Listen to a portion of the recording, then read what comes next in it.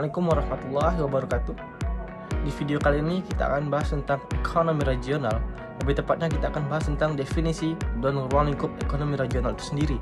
Yang mana di kesempatan kali ini kita akan mengambil hasil dari review jurnal atau buku yang diterbitkan oleh Dr. Andes Robinson Tarigan MRP.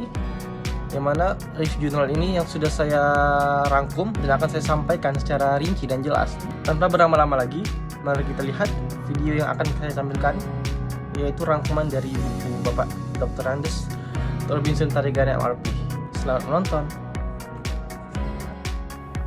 Ilmu ekonomi regional atau yang disebut dengan ilmu ekonomi wilayah adalah suatu cabang dari ilmu ekonomi yang dalam pembahasannya memasukkan unsur perbedaan potensi suatu wilayah dengan wilayah lain.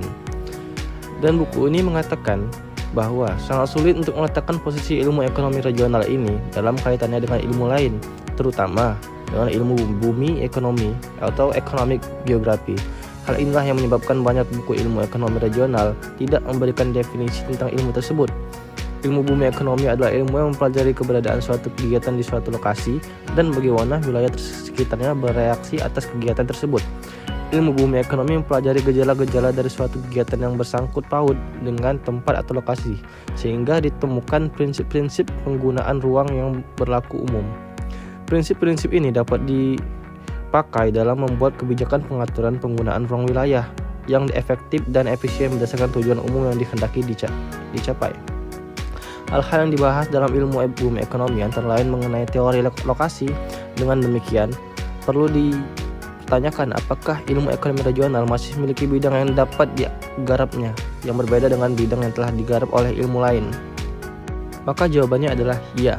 Ilmu bumi ekonomi menggarap kegiatan ini secara individual, yaitu mempelajari dampak suatu atau sekelompok kegiatan di suatu lokasi itu sebagai akibat dekat atau jauhnya lokasi itu dari lokasi kegiatan lain.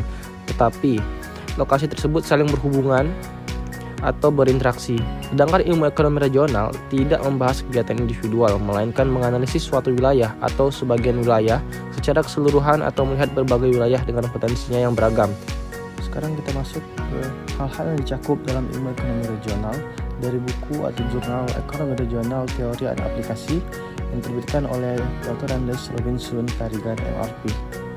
Yang disampaikan bahwa para ahli ekonomi regional masih memiliki pandangan yang berbeda tentang materi apa saja yang masuk dalam kategori ilmu ekonomi regional atau dari mana mulai membicarakan isi dari ilmu tersebut.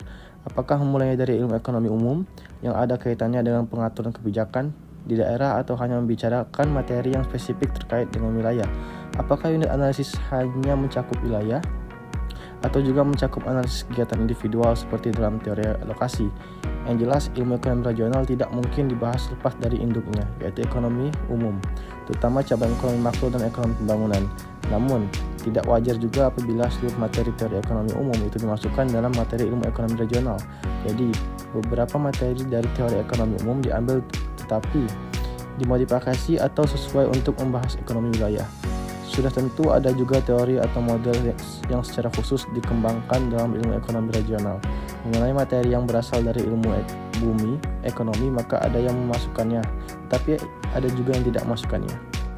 Buku ini mengutip perkataan dari Harvey Richardson, Chad Fowles Sihotang 1977, mulai membicarakan ekonomi regional dengan lebih dahulu membahas teori untuk wilayah yang bersifat homogen, kemudian dilanjutkan dengan membahas wilayah nodal. Dalam membahas daerah homogen, juga dibicarakan berbagai teori pertumbuhan ekonomi wilayah. Teori pertumbuhan ekonomi wilayah dikutip dari teori ekonomi umum dengan modifikasi seperlunya agar lebih pas untuk membahas ekonomi wilayah. Jadi gimana? Udah jelas dengan review jurnal tentang definisi dan ruang lingkup ekonomi regional? Oke, karena udah selesai, saya akan menjawab 2 soal yang diberikan kepada Bu Dwi kepada kami untuk dijawab. Soal yang pertama yaitu teori apa yang relate dengan keadaan sekarang ini di antara teori-teori yang pernah dijelaskan. Yang kedua, mengapa Jabodetabek itu menjadi pusat perekonomian di Indonesia, sedangkan daerah-daerah luar selain di Jabodetabek itu susah untuk berkembang. Oke, 2 pertanyaan ini akan saya jawab saya ringkas menjadi satu saja ya, biar menghemat waktu. Oke, pertama adalah teori. dari berbagai macam teori seperti mode core periphery atau Haldeman, neoklasik, Samuelson atau teori basis. Menurut saya, teori yang paling relate dengan saat ini adalah teori core periphery atau yang mana teori ini menjelaskan bahwa daerah kota itu lebih maju dibandingkan dengan daerah pinggiran atau di tempat pedesaan. Oke, sebenarnya di antara kota dan antara desa itu memiliki hubungan yang erat, tetapi daerah kota itu lebih maju dibandingkan dengan daerah pinggiran seperti Jabodetabek ini.